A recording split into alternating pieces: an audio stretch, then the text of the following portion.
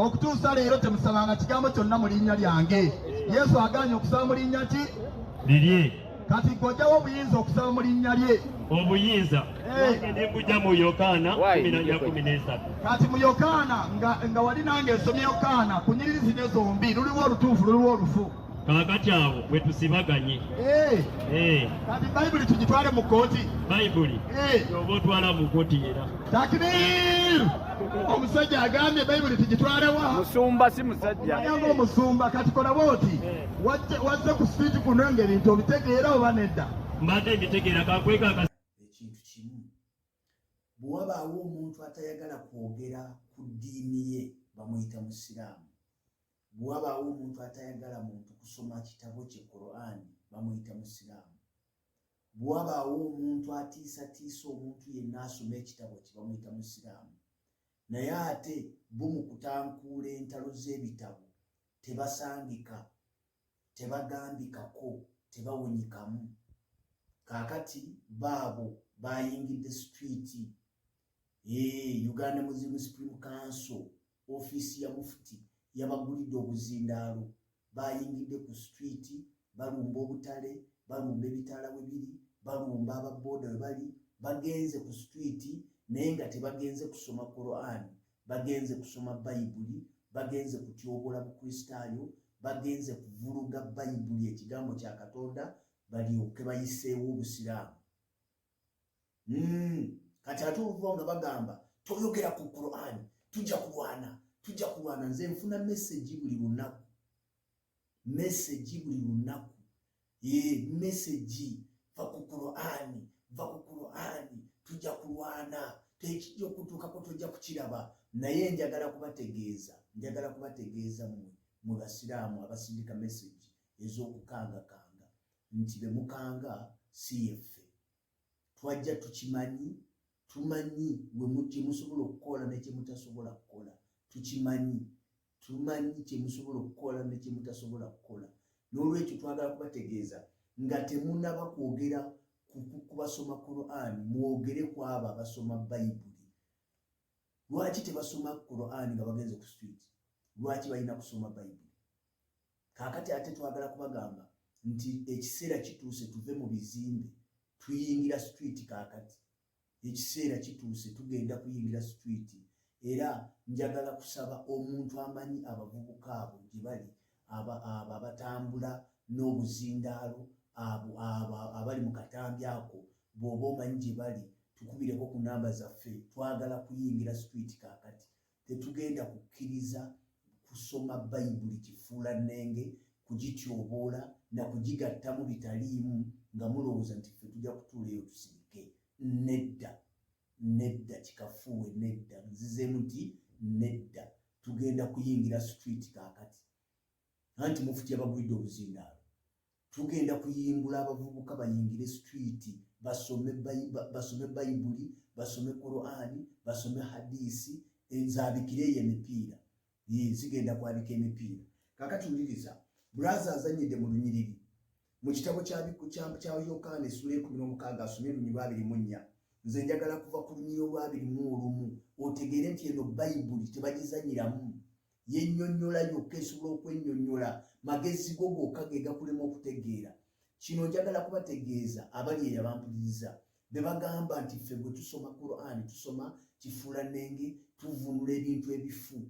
Ntaddewo miliyoni ya ssente eri omuntu yenna asobola okuleeta aya emu yokka mu vidiyo zaffe n'aga nti eyo baagisoma ne bagivunula bubi, oba ne bagisoma ne bakweka amakulu gaayo.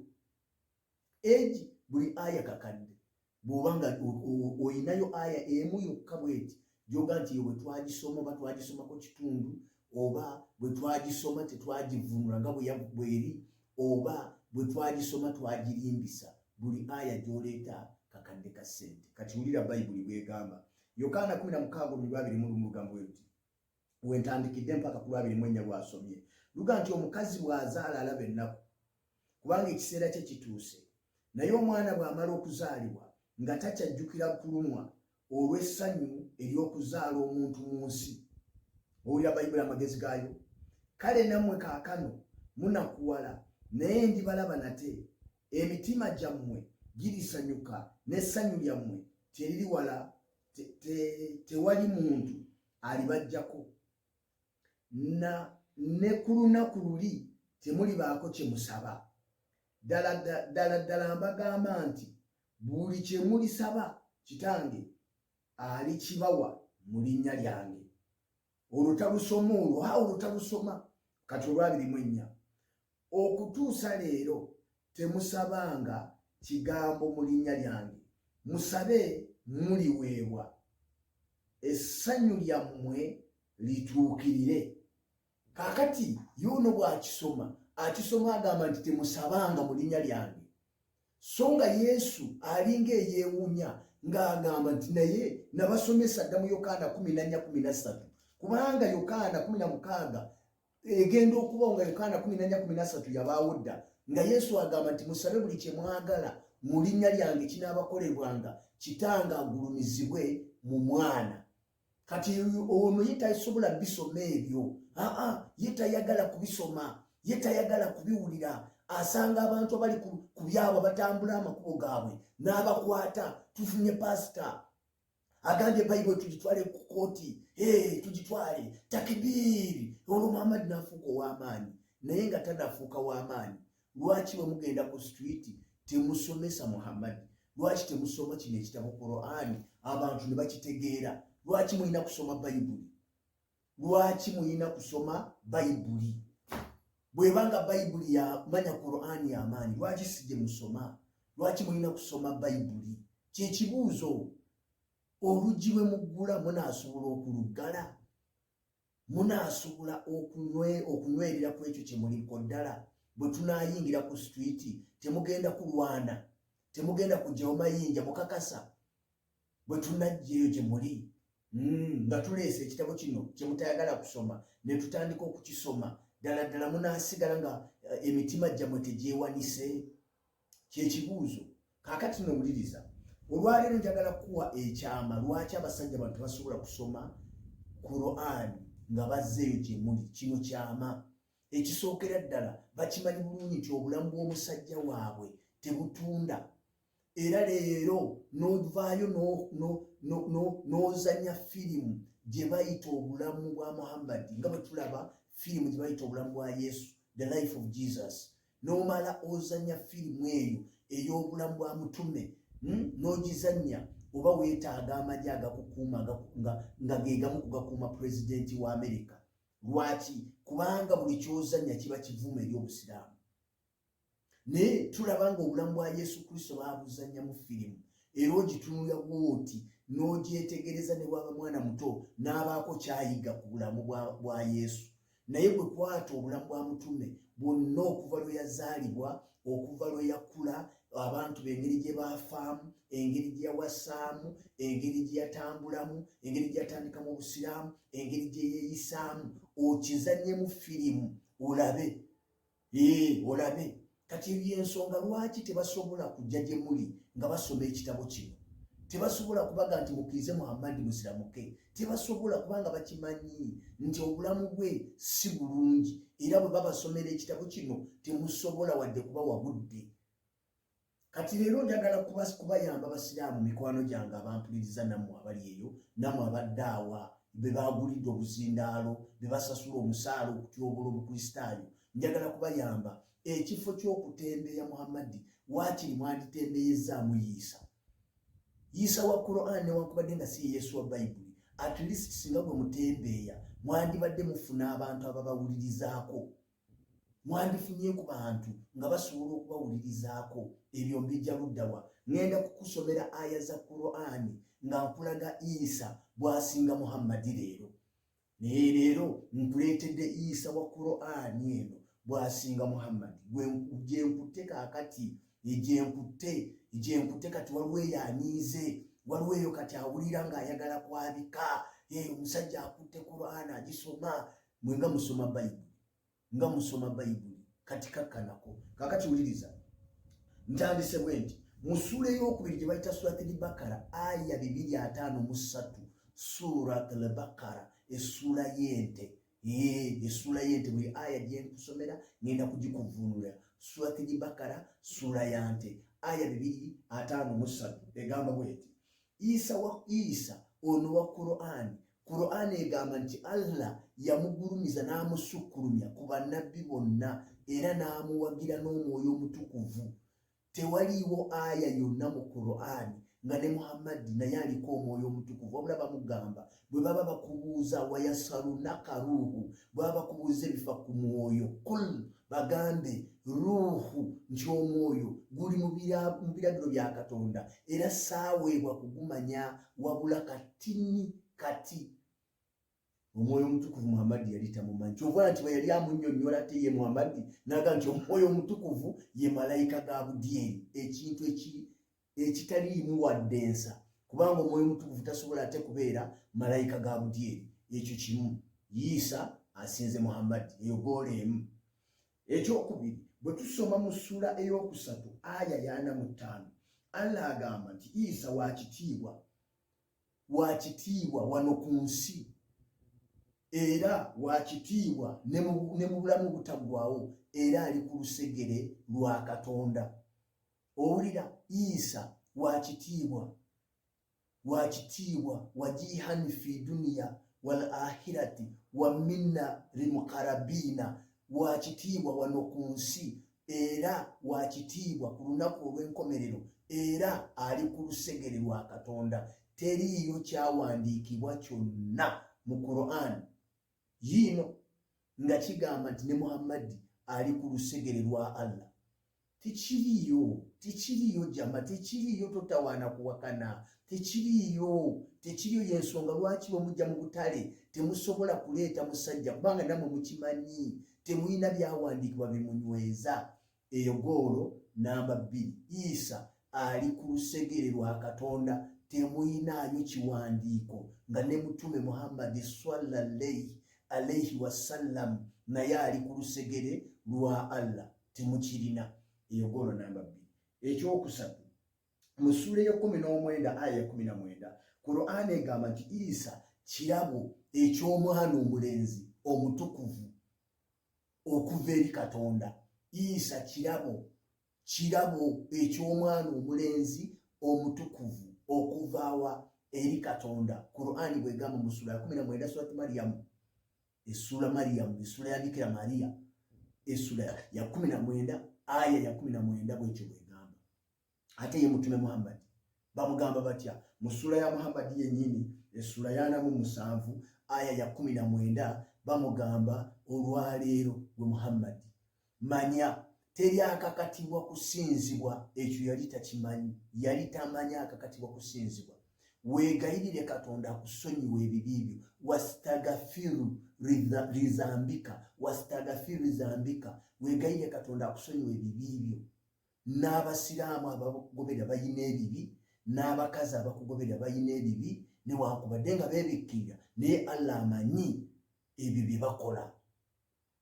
Okiraba nga mutume Muhammad ayina amazambi, bamugamba weegayirire Katonda akusonyiwe ebibi byo. Eyo goolo namba meka? Namba 1, namba 2, namba 3.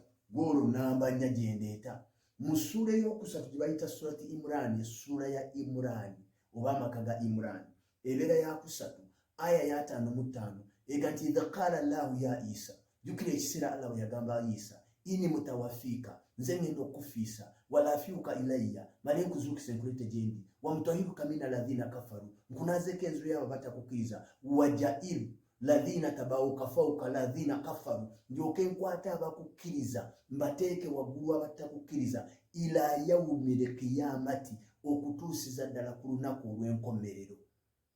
Ngenda kukwata abakukkiriza gwe Isa mbateeke waggulu wabo abatakukkiriza, ila yaumil qiyamati, okutuusiza ddala ku lunaku olw'enkomerero, ng'abagoberezi ba Isa bali waggulu wabo abatamukkiriza, ila yaumil qiyamati, okutuusiza ddala ku lunaku lw'enkomerero.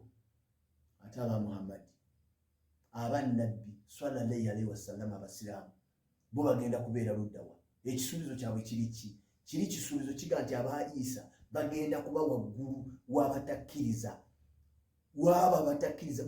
In fact Qur'an beyita abakafiri beba batakkiriza Isa, beyita abakafiri. Gwe bwoba tokkiriza Isa nga gwe ogamba Isa omulembe gwe gwaggwako, Qur'an gwe gweyita omukafiri. Kubanga Qur'an egambye Isa bagenda kwata abagoberezi babateeke waggulu w'abakafiri abatamukkiriza. Ate baba Muhammad babasuubiza ki? Mu sura ya Bikira Maria essula ey'okumeka ey'19 aya ya 7 bagamba Muhammad mazima ffe tumanyi abo betugenda okusoggamu omuliro. Muhammad ndooza n'abaluza ate be baani abo, ne balyoka bamuga teri n'omu mmwe wa in minkum ila waliduha kana arabiki hatima makidhiyan, teri n'omu mmwe wabula nga buli omu wakuyingira omuliro ng'enseenene z'e Masaka. Mugenda kusoosa mu muliro omutwe ng'enseenene bwe yeesogga etteete. Mugenda kusoosaayo mitwe bajjama. Ebirevu bigenda kufuuka nga bwolaba essubi nga lyaka omuliro bwe muba temulokose.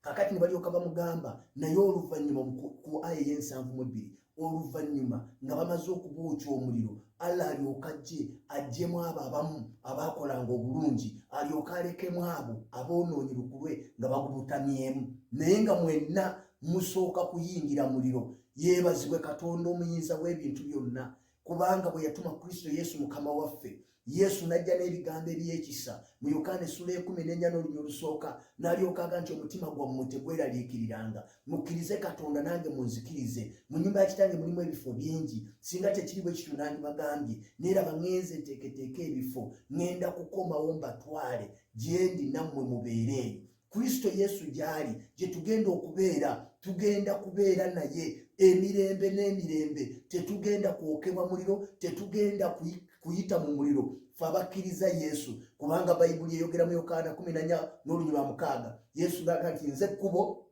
amazima era n'obulamu. Teri ajja eri Kitange okuggyako ng'ayise mu nze. Yokaana 17:3 wagamba nti buno bwe bulamu obutaggwaawo, okutegeera bwe Katonda omu w'amazima ne Yesu Kristo gwe yatuma. Kati abasiraamu olunaku nga badduka nga bagamba tolaba Yesu mutume, naye nga beerabidde ng'ekyawandiikibwa kisomesa nti nze ne Kitange tuli omu, kubanga Kristo Yesu kye kigambo kya Katonda ky'okkiriza ne kireeta obulamu mu bulamu bwo. Bw'oba oyagala obulamu obutaggwaawo, obulamu obutaggwaawo tebuli mu ssente, tebuli mu bintu birala byonna biggwaawo. Obulamu obutaggwaawo buli mu linnya lya Yesu, kubanga kyawandiikibwa mu kitabo ky'ebikolwa by'abatume essula 4 olunya 12 nti so tewaliiwo mu bulokozi mu mulala yenna, teri bulokozi mu mulala yenna, so tewali na linnya ddala eryaweebwa abantu erigwanira okubalokola okuggyako erinnya lya Yesu.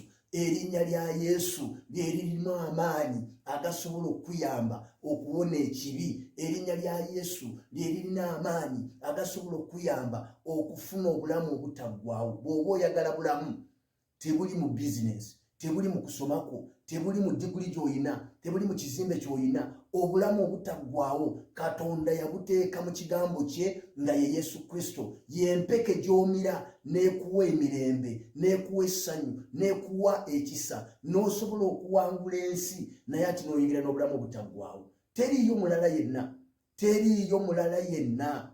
Ebirala byonna by'olimu bisubi.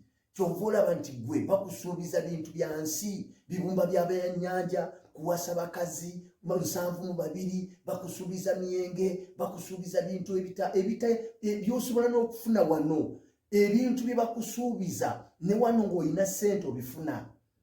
Naye Yesu Kristo tasuubizangako bintu bya nsi, akusuubiza bulamu butaggwaawo. Ekyamuleeta kukuwa ensi kyetasobola kuwa bwe bulamu obutaggwaawo obuli mu Kristo Yesu Mukama waffe. Emirembe gya Katonda egisinga okutegeerwa gibeere naawe. Yenze mukwano gwe owaddala.